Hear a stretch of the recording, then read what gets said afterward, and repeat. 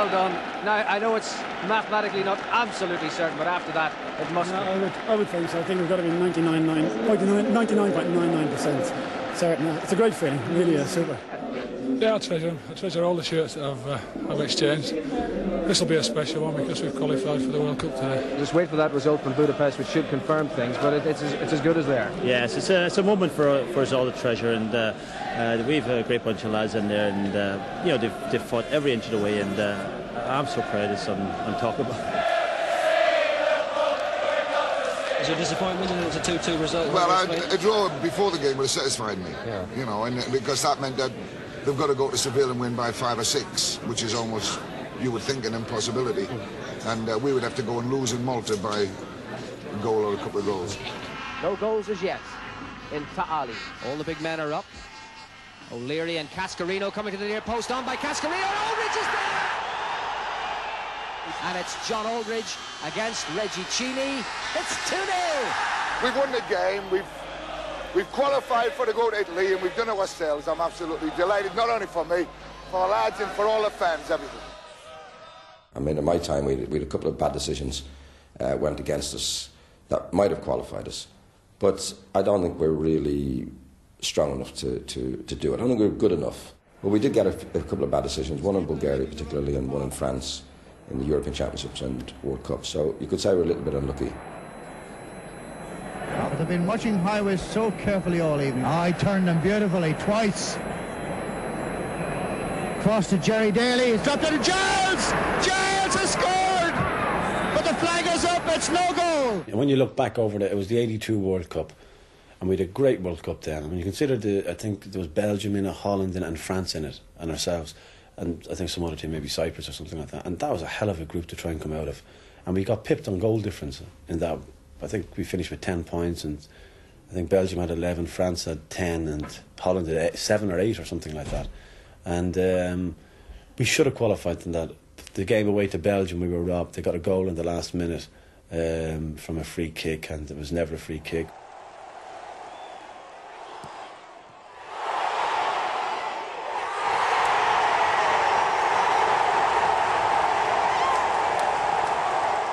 So we had good players before Charlton, but never the kind of players that make the difference.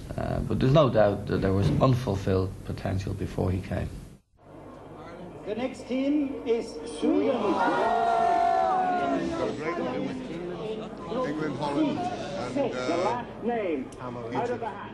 Well, when we were drawn in that group with England and Holland, and I felt that we were in with a shout, because it was a sort of games that I felt each of the teams were capable of taking something off each other. And it didn't look the sort of a group where Holland would go through and beat everybody, or England would go and beat everybody, or we would go and beat everybody.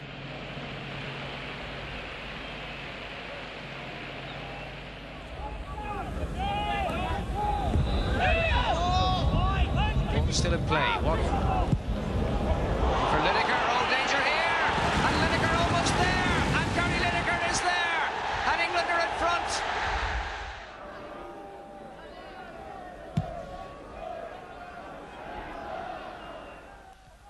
Won by Butcher. Now here's Sheedy. Sheedy's won it back, and Sheedy shoots! Oh, it's there! Sheedy, who's enjoying his best period in an Irish shirt, has right out of nothing conjured the equaliser. Gary, very different to the game in Stuttgart when England got the early break, and you must have thought it was going to be decisive.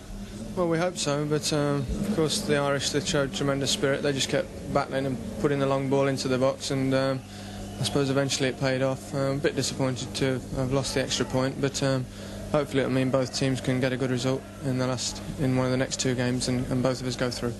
It was a game we couldn't afford to lose. We've got to go in against Egypt now, and if we can beat Egypt, we've got 3 points, and then we can go against Holland, and we'll see what happens against Holland. But we needed 2 points now against Egypt. I say they're quite anxious about the way things have developed on the pitch. McCarthy's throw. Cascarino rising for the header. Up goes McGrath too. And it might come to Staunton. And rebounding away for the corner. That was rubbish. That was Ireland at their worst when we had the ball and we had it most of the time, but kept giving it away.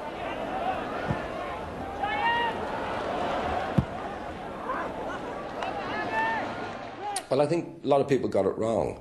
And it's amazing what you can say on television. What you actually say and what people think you say is two different things altogether. What Eamon actually said at half-time was that he was ashamed for Irish football in the way that we played against Egypt. And people then, I saw it in the paper afterwards, that Eamon Dunphy said he was ashamed to be Irish. We should be playing football the way these lads can play football. We have the option of having Ronnie Whelan, Liam Brady and David O'Leary on that pitch. And that would be 8-0. Now, we're not trying to play. It's rubbish.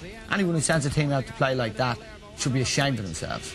Has been gained by the Irish, but what it means is that the table stays exactly as it was at the very start of the tournament. Do you feel that the level of criticism of the performance has...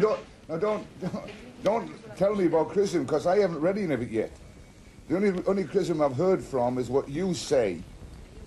As far as I know, I've never read any of it. I haven't heard any of it. We've had a report back that Eamon Dunphy on the television was about as much relevance to us as a fly on the windowsill. In Giles, he wasn't very pleased. You know, that's the criticism we've heard. You don't want to go to the great festival of world football and play like that. It's wrong. And here we were doing it. We'd waited our life to get to World Cup finals. Was this what we were waiting for? I got shanghaied upstairs to a press conference, which is when we had the big confrontation with a little guy that writes for a newspaper in Dublin. And a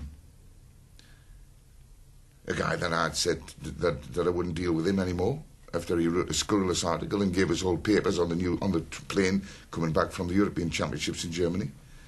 And I actually acknowledged him. For the first time in 2 or 3 years, I acknowledged him. And hell broke loose. He's a credited journalist. He should be able to ask questions. I said, well, you make your mind up. It's either your press conference or mine.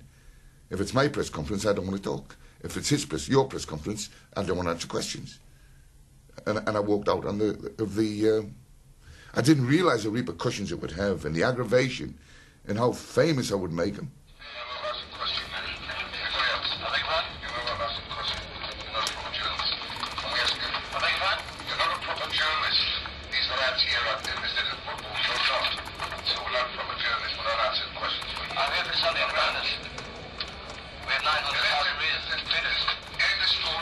I said that the style of play didn't reflect the qualities of the players in the side, and that it was embarrassing and shameful that an Irish team with players like Ronnie Whelan and David O'Leary and Paul McGrath should be playing in this style, and that finally against Egypt it was revealed to be bankrupt. I've been one of his biggest supporters. You have?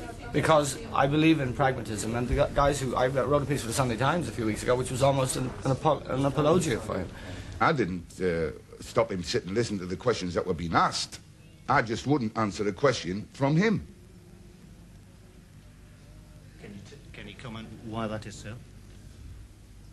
Well, I don't like him. And I don't have to work with people I don't like.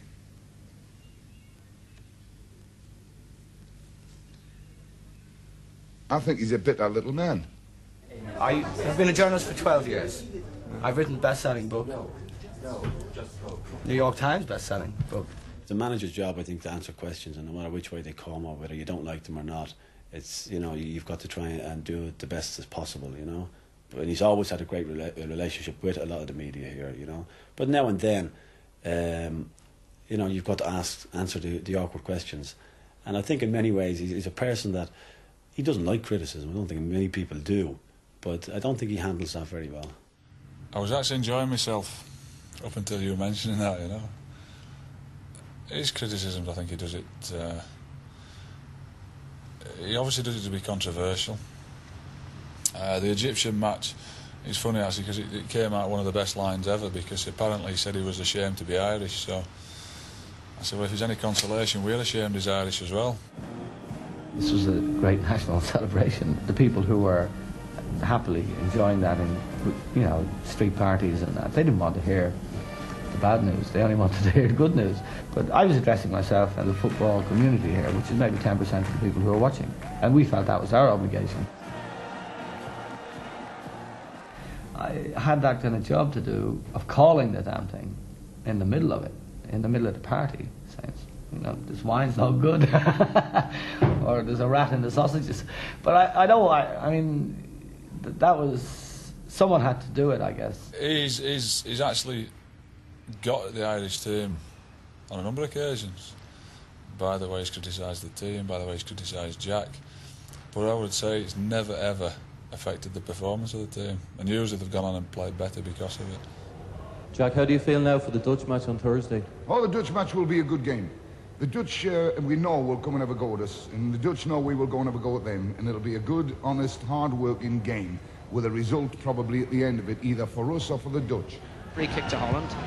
Koeman to Hullet. Keith, Hullet again. Oh, Hullet's through. Oh, what a goal by Hullet.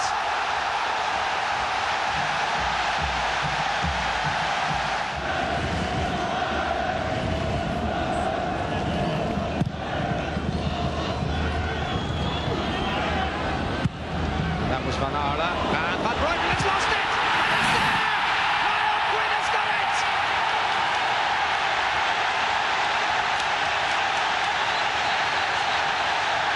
Jack Charlton's masterstroke pays off, and Ireland could well be on the way to the World Cup 8 finals in West Germany in Milan next Sunday.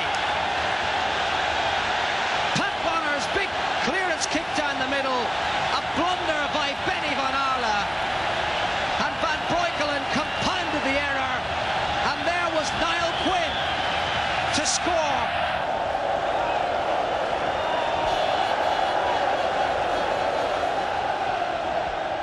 The Romania game will always go down with me as being the best match I ever played in. Not so much because of the quality of the play, and you will see probably better matches, but in terms of the adrenaline and the emotion and the release at the end when we won, when Dave O'Leary's penalty went in, it's just incredible. You know, the highs and lows I experienced during that game, just, you know, ridiculous really. They started off much better than us. We started off very slowly in the game. Whether it was the heat of the stadium, whether the players couldn't get acclimatised to the temperature, and they made it punish us in the early part of the game. And once we picked up the pace of the game, we were okay then. Quinn. McGrath. McGrath looking for Cascarino. Sheedy going in. Long to the rescue. Now Ray Houghton. One final charge perhaps. Houghton for O'Leary.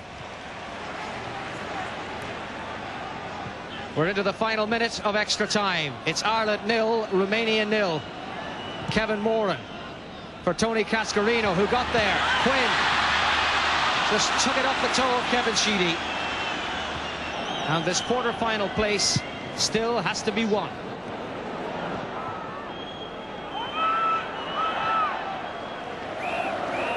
And Ireland's 8th final against Romania has ended in a scoreless draw. So for the very first time in the history of Irish international soccer, the Republic of Ireland team is involved in a penalty shootout.